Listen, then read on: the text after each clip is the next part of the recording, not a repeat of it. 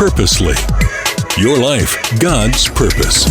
Listen at onpurposely.com. One of the house rules, which I've been saying forever, like it's a roll your eye kind of rule, which is it doesn't have to be perfect to be beautiful. I know we all, oh yeah, of course, duh. But do we actually live it? Okay, with moving forward in the midst of our imperfect circumstances.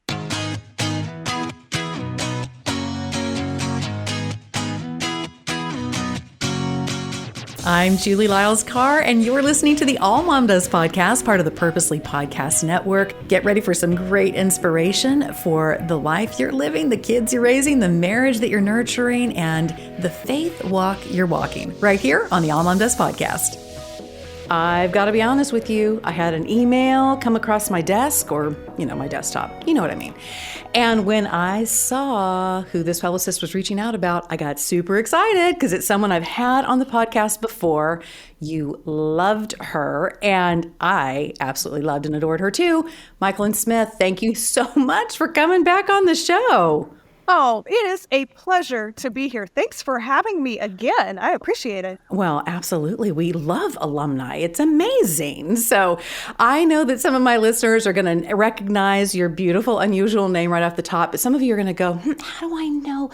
How do I know? And she actually has a superhero name that many of us know her best by, and that is The Nester. I just love that became your handle years ago, and it's still sticking today into a whole new generation of women looking at how to make home feel like home and not spend $1 bajillion and express themselves and make people feel comfortable, all the things.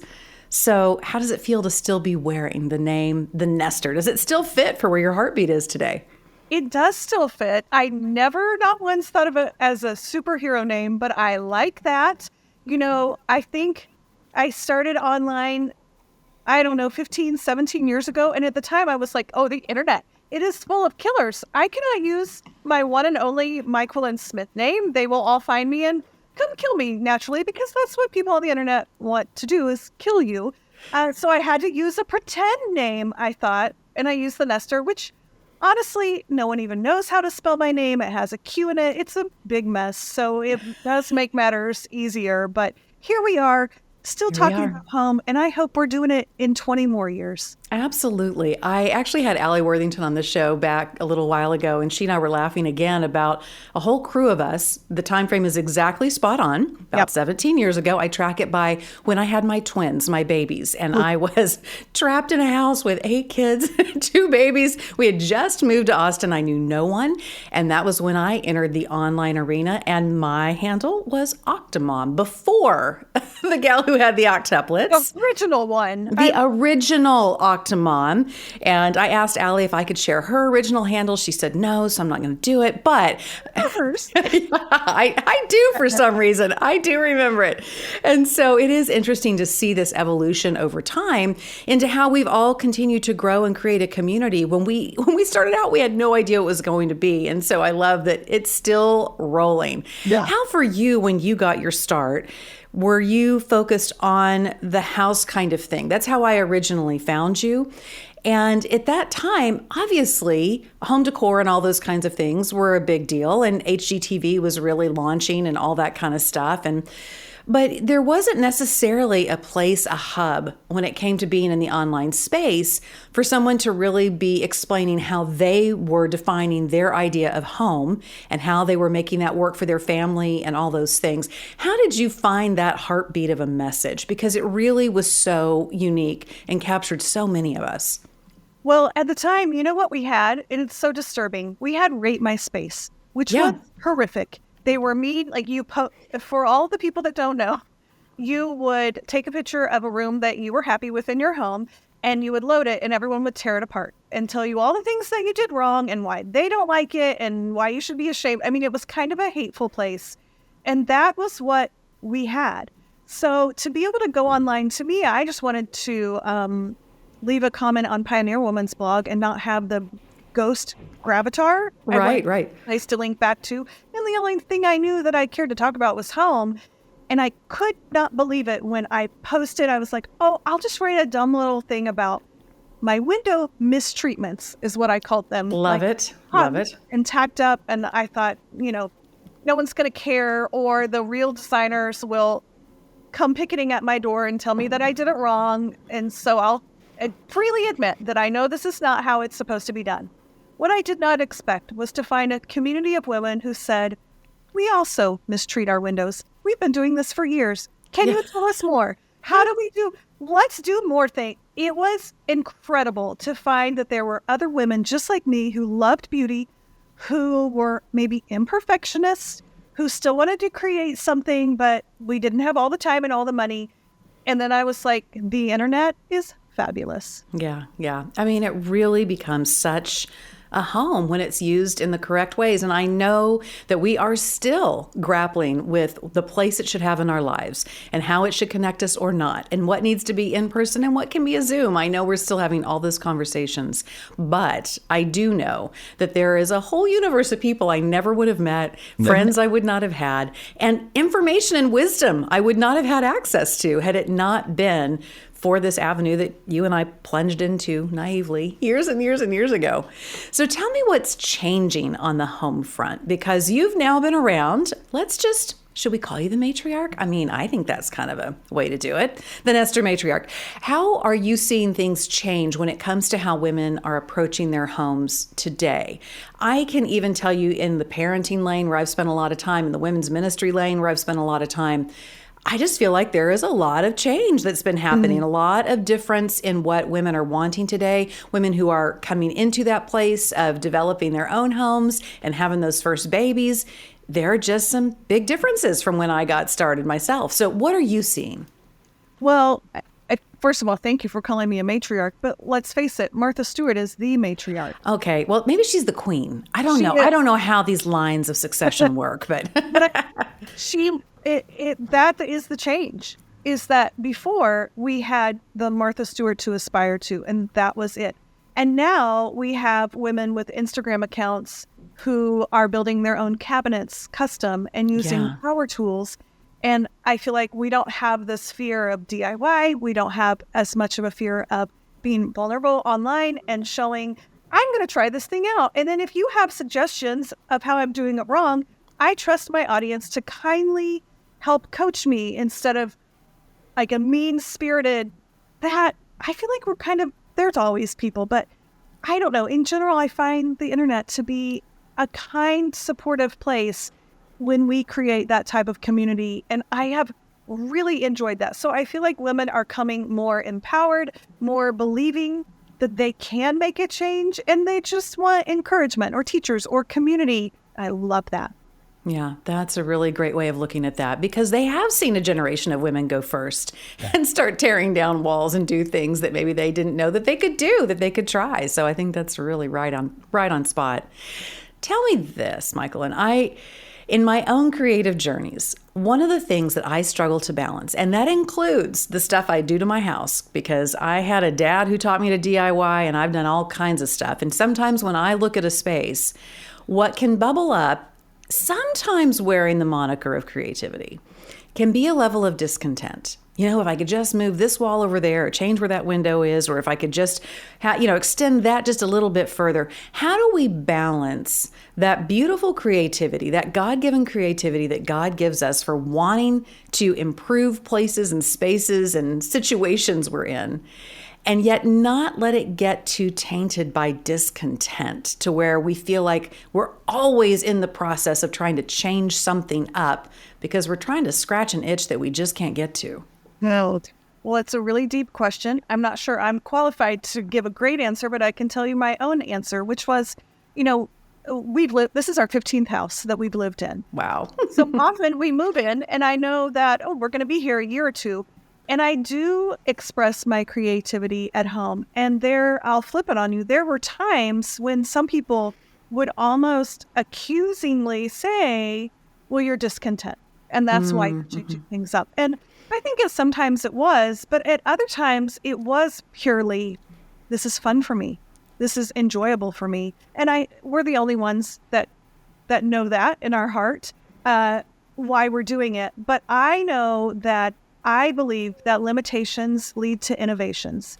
And Now, when I see something in my house that is not what I would choose, I've grown to an age where I realize when you flip through those beautiful shelter magazines and you see the cute little feature of the window seat at the quirky little window, almost every time those things that were featured in a magazine in a home started as a limitation. They started as something that was ridiculous, a horrible design.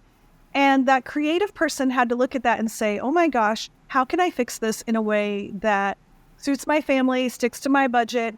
And I just kind of look at it in that way of how, if my house was perfectly designed, that doesn't leave very much room for me to get creative. So, of course, I move into a home and I work room by room. So whatever room I'm in, I always start, and I encourage people in my community and my classes to first start and tell us what they love about the room. Because every room has a redeeming quality. Every home has a silver lining.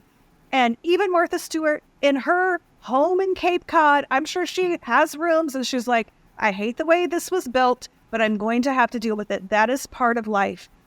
But I think approaching those creatively is a gift and is so fun. And I am really grateful to have the opportunity to get to think creatively within all of those limitations. And we all have different amounts of resources, and money is just one of them. There's like a billion different types of resources, whether it's time, the freedom, the season of life we're in, whether we are renting or not and have control. Like, it's not just about money. It's not just about creativity. There are so many things that lead into that. But I see it as a fun challenge to get to change up things in my home. I love that. And you bring up something that is very much a heartbeat for me right now. I know from, let's call it research, stalking you on your social media at all times. I know you in this idea of seasons we've been in a similar one because we, had homes that were created, organized, all the things for maintaining a very busy, active family life. Now, I do confess, I had a long season. I know that the grand millennial or the maximalist style is in now. I was doing it a long time ago with toddlers. Why? I don't know. I don't know why I felt like I needed cute little stacks of all kinds of things on every hard surface and then was shocked when children would rip it all down. But I was surprised. I finally hit a place of actualization in my own world where I was like, there are a whole bunch of people, and the more stuff I have and the more stuff they can get into are just the more messes to clean up. But now you've launched kids. I've launched kids. I still have a few at home, but I have had the experience that you've had of one circling back. So how has that informed the way you're looking at your home now when you have this period of time where you actually have a guest room again and you leave things set in a certain place and they stay there? And then an adult kid comes back and it changes the dynamic a little bit. We had one circle back ourselves and it was interesting how it shifted things. How are you now looking at home through those eyes of wanting it to still be a hospitable place, but now it can also be a playhouse for doing some of the things maybe you put on hold? But then it is supposed to be a shelter. I mean, if we need people to come back or we need people to stay with us during a snowstorm or whatever the issue is, how are you achieving that mindset that you can still be flexible, but people may also be changing up what you might thought would be doing right now?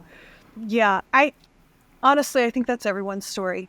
Whether you're like us and two of our kids quit their jobs in another state and moved home to start a business, and then our youngest is in college. So we have 3 boys' bedrooms of 20-year-old fellas, and they're all here often. So in some ways, it's a second chance. But in other ways, I think our home must be in a state where it's flexible. That is how our home serves us. And none of us know what the future holds. We might have parents needing to move in. We might be putting our house on the market next month. We might have a guest stay with us for an extended period of time. I love knowing that my home is ready to serve. It's not a show house. It is there to be flexible. The rooms are there for me to say, are you being fully used? Because if not, we might have to change what's happening in there. So I like that. I also know that, like you, I am a big fan of beauty and beautiful little things, and I want to collect them all. But I realized how much work it is. Yeah. Have 1,000 little beautiful things and collections all over every surface. And finally, I think I've realized I am much more able to keep house and to have it ready for people to come in when my surfaces are almost completely cleared off. So I still want a really beautiful house because that's just important to me. I love beautiful things.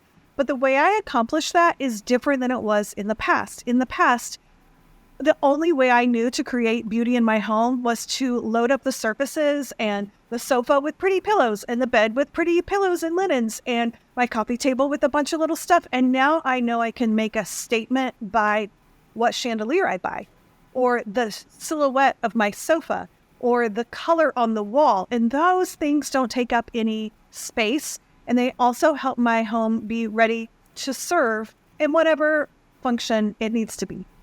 That is such a fantastic way of looking at it because, like you, I love all the pretty things, but I am at a place anymore where I don't want to be the curator. I don't want to be the museum keeper of all the stuff. It's just exhausting. And I know that minimalism has really come into the forefront over the last couple decades. I know we're still having conversations about it. I know the pushback is this place of going maximalist. And, you know, with any kind of movement, it seems like there's a corollary that goes 180.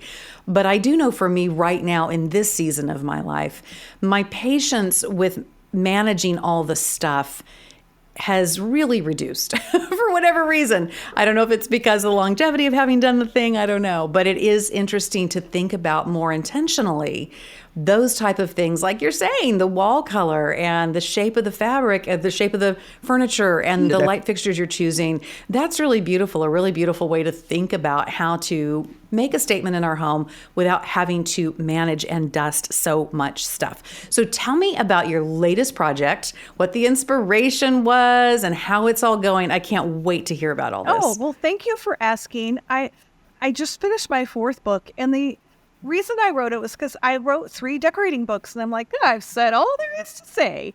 And then I met someone, and she said, oh, I have all of your books, and they're sitting on my coffee table, but I haven't started a room yet because I wasn't born with the decorating gene, and so I just like having the books. And I was like, I have failed. I have completely failed. If someone has my books, but yet they still believe you're either born with it or you're not, then I have not taught what I intend to teach. And I'm a teacher. And so I thought, I need a book that anyone can pick up. It's almost like a troubleshooting book. You know, I can relate to how she feels because when I was in elementary school, I was like flunking spelling. And I thought those Friday spelling tests were to test us on if we knew how to spell or not. Not that spelling was a skill that we could learn and we were supposed to get the test on Monday and then study and then Friday show what we learned. I thought, well, you're either born with it or you're not. And I wasn't. And all these other kids are smarter than me. And that is how so many of us see decorating. Like, well, my mother-in-law is good at it, but I'm just not good at it. And that couldn't be further from the truth. It is simply a skill that you can learn. And so I thought, how can I make it memorable and fun and easy? So I created a book called House Rules. The very first rule is to learn the rules so you can break them beautifully. Yeah. But it's just like when you're learning to spell, you start to pick up these little I before E, except after C. And whether you're writing a postcard, an Instagram post, a resume, that rule still applies.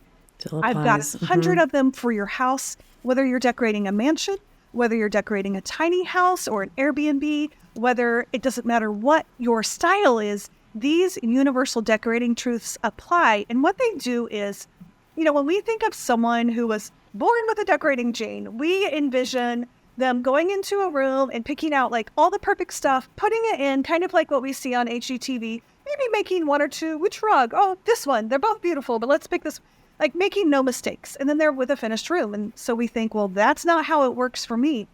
In real life, let me tell you what the skill of decorating is. It's getting your sofa, getting your rug in, getting some surfaces, and then it looks weird. Now what? That is what my next book does. It tells you now what, how to troubleshoot, what to do when something looks ridiculous. Why does the art on your mantle, it looked so good at your last house, and now you move to this house and it looks awful?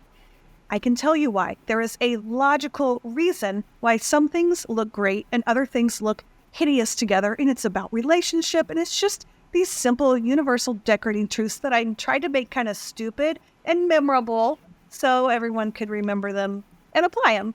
But I think that's the mark of a great teacher, Myquillyn, is to really survey the classroom, if you will, which in your case are the people that you encounter who have read your previous books and who are engaging with you in social media.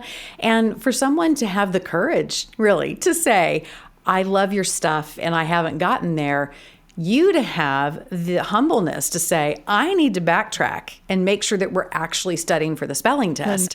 That's just fantastic, because I do think in some ways, when it comes to home decor, there is that place that there's kind of a magician phenomenon, right? There's something about seeing someone go, let me take you thrifting with me. And then they do their little 1-minute reel. And by the end of the 1-minute reel, they have created something out of $1.98 that the rest of us are going, I don't know what is in her green juice in the morning, but it is clearly different than what's in mine.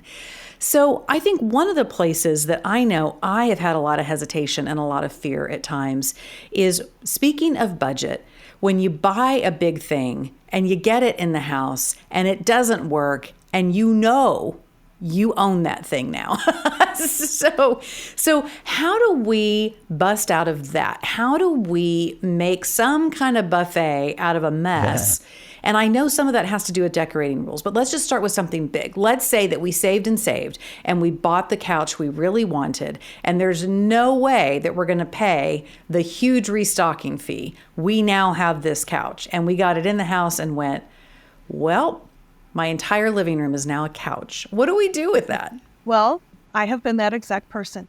The day that our sofa got delivered, the first sofa that my husband and I bought together, we saved for, I hated it. I knew immediately it was ridiculous. We had it like custom made, so I couldn't take it back if I wanted.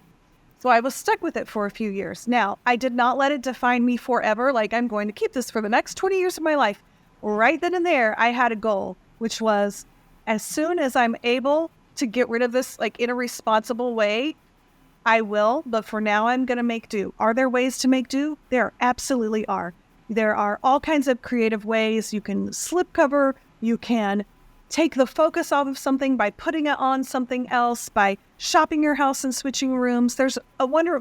Now we have Facebook Marketplace. You could probably sell it for 95% of what you bought it for. I will say I have learned, and this was my hardest house rule to write. And I know you said it's not really about rules right now, but when you dislike the largest piece in a room, it is really hard to like a room. And I had to come to terms with that. It's almost like if you've ever put an outfit together, but if you hate your jeans and your jeans are uncomfortable and they're not your style and you hate the color, and it is really hard, even if you have the cutest sweater and shoes that you love, to put an outfit together that you are going to feel yourself in.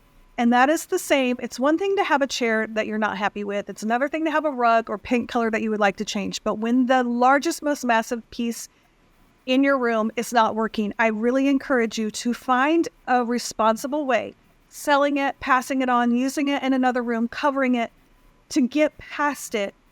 Because otherwise we find ourselves giving up and saying, oh, well, that room's a lot. And then for 20 years, you live with a sofa you hate. And if your house doesn't matter to you, I think that's fine. But what I find is most of us want to use our homes. We want to be the one to volunteer for the baby shower or the community group or whatever it is.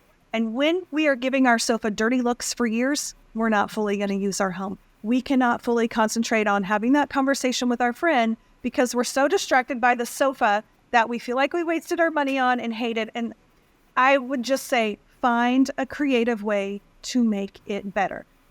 Do I have a million ideas? Yes. Do I have a Pinterest board on, what to do when you hate your sofa? I have a whole teaching in my community about that. There are ways, but find some way to make it better. If you just keep it, I do think we'll end up not liking our room. A little bit different than if we don't like, our side table.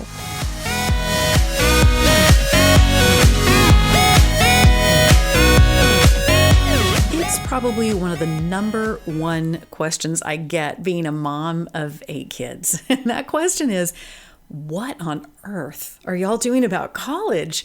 And I can tell you, with 8 different kids, 8 different learning styles, 8 different ideas about what the kids want when it comes to their careers and all of the rest, college has been a big topic of conversation around here. Well, there is a university that I want you to know about because it just hits so many of the things that are really important when it comes to considering your kids' college education. George Fox University, it's the #1 private school in Oregon. It's a Christian university. It's located in the heart of the Pacific Northwest.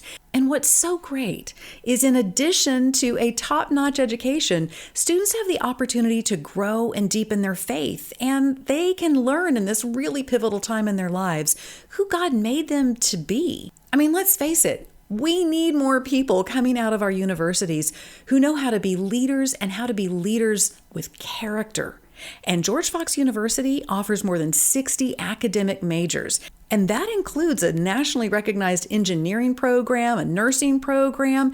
It allows your student to pursue their passions and prepare for the calling that God has for them. And let's not forget about fun when it comes to college. George Fox University students have a great student life. There are weekly campus events, there's chapel, there's service opportunities.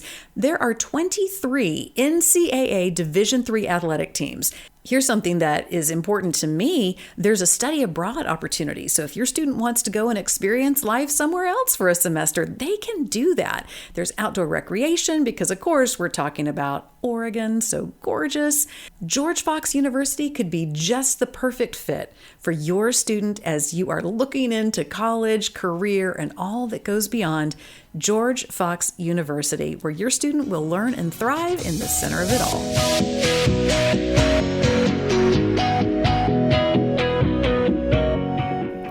Right. It has a bigger impact, and it's something that in the visual space, it is going to just yell at us every time. I believe there's always hope. There is always a way, and there is always hope.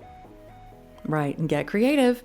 So tell me what you think a couple of the top rules of your 100 house rules are the ones we tend to break the most. What have you experienced when people are sending you pictures and asking for help and all the things? What are a couple that you see just get broken all the time? Ooh, well, one of the house rules, which I've been saying forever, like it's a roll your eye kind of rule, which is it doesn't have to be perfect to be beautiful. I know we all, oh yeah, of course, duh. But do we actually live it? Okay, with moving forward in the midst of our imperfect circumstances and taking the next step, even if we don't love our sofa, can we say, well, here are my options. I'm going to pick one and then I'm going to move forward based on whatever my options are. So I think getting past that, it slows so many of us down because we give up. So that one, I'm looking at my my list right now because in the book, they're kind of in order of importance. So another house rule that I love is limitations lead to innovations. Did we talk about this? You're like the third person I talked to today. No, you are all good. We did, but I love that. I've always said, because I do so much with writers and I spend a lot of time as a writing coach and all of those things, it's one of the things that's always hard for people, I think, to be willing to whittle down to a singular message and position and movement forward. And there is a lot of trust that has to develop that when you will limit things, whether that is the space of a room, the space of a house, the number of tchotchkes you're going to have on the table, whatever it is, it's hard for people to believe. And I know it's been hard for me to believe at times. But man, there is such beauty in limitations. There is such genius. When I look at what used to be Twitter, is now X, people who could be hilariously funny in just a handful of characters, that was all kinds of genius to me that I thought was incredible, that sometimes even superseded and would make me laugh even harder than a really well-designed 30-minute comedy set. So I think it bears repeating that there is such a beauty in that, and yet boy, do we struggle with it in our homes. We want the bigger house, the bigger this, the bigger that. I myself will sit and scroll for hours, Myquillyn, looking at whatever the latest, greatest house design with the open floor plan this and the wine cellar that and all the things, thinking, oh, That would be that. If I could have a house that looked like that, of course, then pretty quickly, there's also a part of me that says, do you want to clean that? Do you want to take care of that? So, but that embracing, where do we break it? Where are we going, oh, I got to go more? Where are we not embracing those limitations? Well, it's different for everyone. I think for a lot of us, it's the risk taking and knowing when do I take a risk and when do I hold back. I like to say that you need to baby step your way. You can't ruin something you already hate, so start there. Is there something in your house that you're like, I'm getting ready to throw that in the trash? I'm getting ready to take that to the Goodwill. Maybe take that opportunity and instead of, your heirloom sideboard that was handed down from your grandmother that you're not sure, maybe you should paint or, refinish, practice on something small, private. Don't announce it to the world. Don't put it on Instagram. Don't tell your husband. Don't do it in the driveway in front of all of your neighbors. Practice taking small risks, practice changing things, and learn about yourself, your own strengths. Like, I know I'm impatient. I'm not going to do I'm not a big DIYer, but there are some things I'm confident in doing. I'm not going to do something that takes patience and a lot of steps, but I can paint a quick wall, and I've learned what colors I'm usually happy with. Like, I think a lot of decorating is just kind of paying attention and learning about yourself and letting that come out in your home. That is so important. I myself really doubted myself for a long time on things that I knew made me happy, were soothing to me, were visually interesting or visually appeasing. And yet I would feel the pressure to try to make it look like so-and-so's whatever. And there were things that appealed to me about so-and-so's whatever. There were things I really liked about it. But that place of really trusting that it can be an expression of you, of what you love, is a hard one sometimes to cross, particularly for those of us who maybe don't feel like we've got the thing, that we feel like we're trying to achieve what others have put out there. It's so beautiful, though, when I walk in a home and I can see more about the person, I can understand more about the person whose home I'm in by the way they've chosen to create their environment. Right. And they've done it, maybe they've had somebody come and help or whatever, but there are things that the conversation's different, Michael. And they'll say, oh, well, this is the color that my grandmother had, and this is something that I saw when we were on this trip, and we saw this thing and it inspired me, and all of a sudden I'm knowing more about them. And I think that's just a beautiful thing.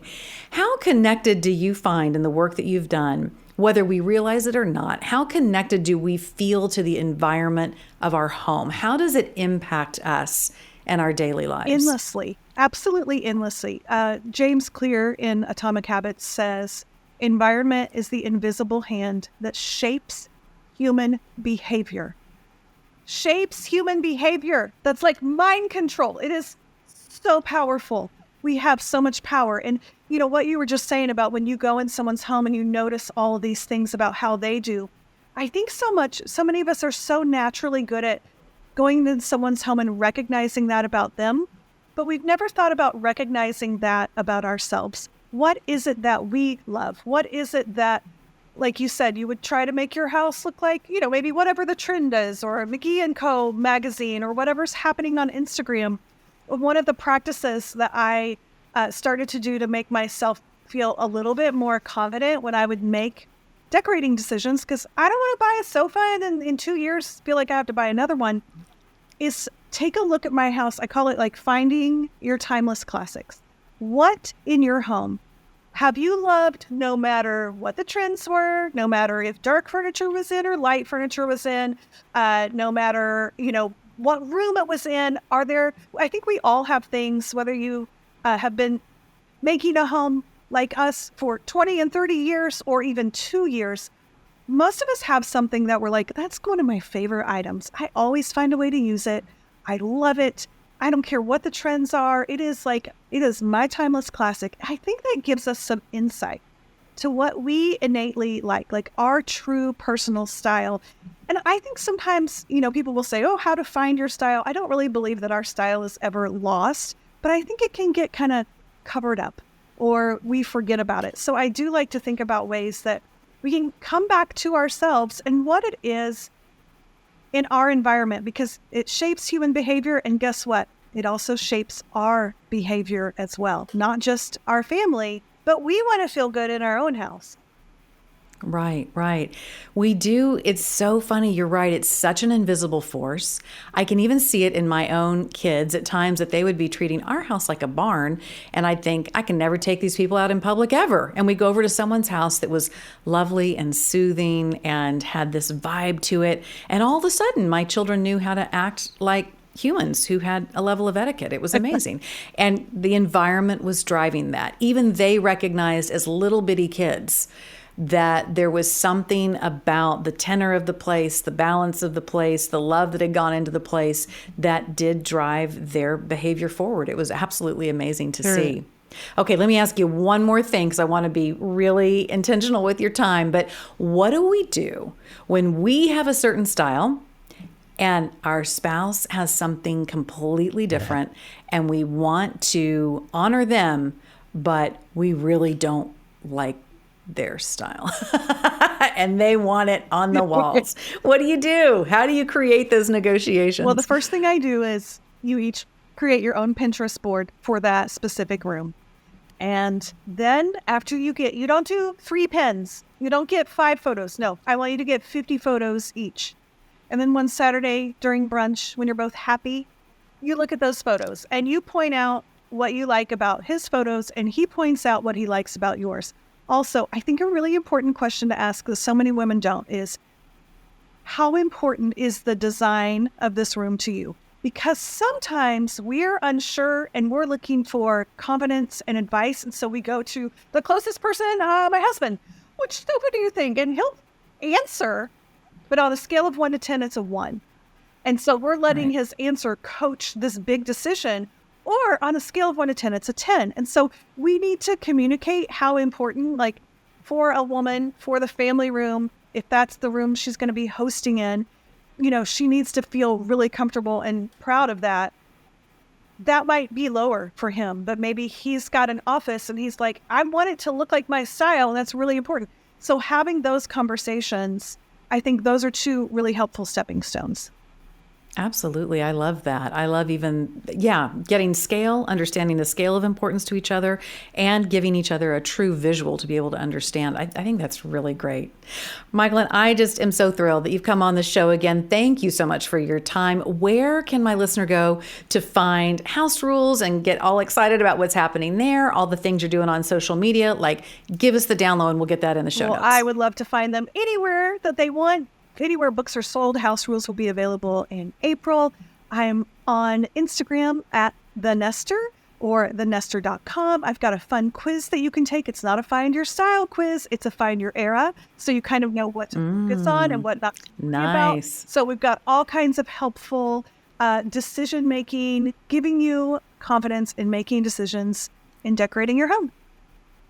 I love it. Myquillyn, as always, such a joy to have you on. Thanks again so much. Thank you. All right, friend, you heard it here. Go to the show notes. Rebecca puts those together each and every week. That's where you're going to find all the links. That's where you can go and find the Nester and her latest book and all the fun that's going to go along with that. I love it too when you come along and tag with me. I'm Julie Lyles Carr, all the places, mainly Instagram. Check out AllMomDoes.com and AllMomDoes on the socials. Be sure and send this episode. You know you've got a friend, a sister-in-law, whoever, who is stuck, who is trying to shop for the couch and does not know what to do. Send them this episode because this way they're going to get some great ideas about house rules and how to get started. And I'll see you next time right here on the AllMomDoes podcast.